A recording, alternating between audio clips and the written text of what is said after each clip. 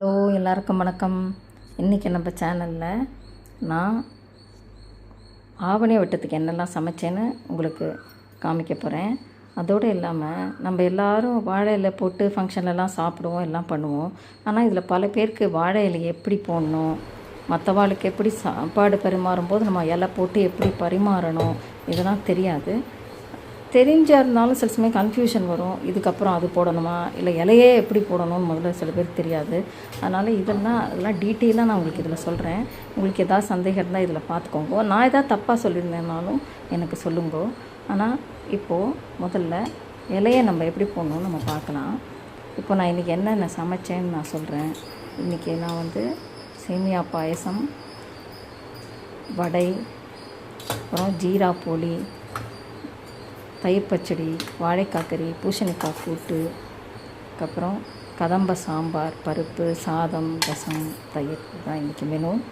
இப்போது நம்ம எப்படி இலையை எப்போவுமே சாப்பிட யார் உட்கார்றாளோ அவளுக்கு இடது பக்கம் நுனி வரா மாதிரி நம்ம போடணும். அதாவது நமக்கு ரைட் சைடு நுனி இருக்கணும். நம்ம போடும்போது இலையோட நுனி நம்ம ரைட் சைடு இருக்கணும். அது நல்லா தண்ணி தெளித்து தொடச்சிட்டு ஃபஸ்ட்டு வைக்க போகிறது பாயசம். அது நமக்கு லெஃப்ட் சைடில் வைக்கணும். அதாவது சாப்பிட்ற வாழ்க்கை ரைட் சைடில் ஓரத்தில் வைக்கணும். பக்கம் ஓரத்தில் வைக்கணும் முதல்ல பாயசம். அதுக்கு ஆப்போசிட்டில் நம்ம சைடு ஓரத்தில் நம்ம லெஃப்ட் சைடு ஓரத்தில் பச்சடி வைக்கணும். அதுக்கு அடுத்தது என்ன காய் பண்ணியிருக்கோமோ அந்த காய் வைக்கணும்.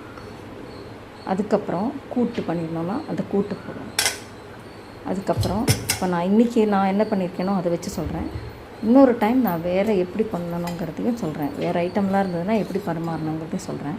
இப்போது நம்ம பாயசம், தயிர் பச்சடி, கறி, கூட்டு இதெல்லாம் போட்டாச்சு. அடுத்தது வடை. அதுக்கப்புறம் நான் இன்றைக்கி ஜீரா பொலி பண்ணியிருக்கேன், அது வச்சுருக்கேன்.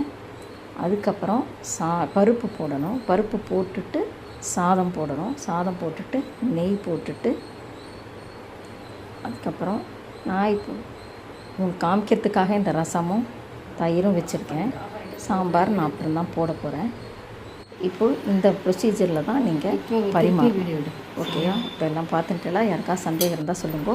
நான் ஏதாவது தப்பாக சொல்லியிருந்தாலும் நீங்கள் திருத்தி கொடுங்க. சரியா?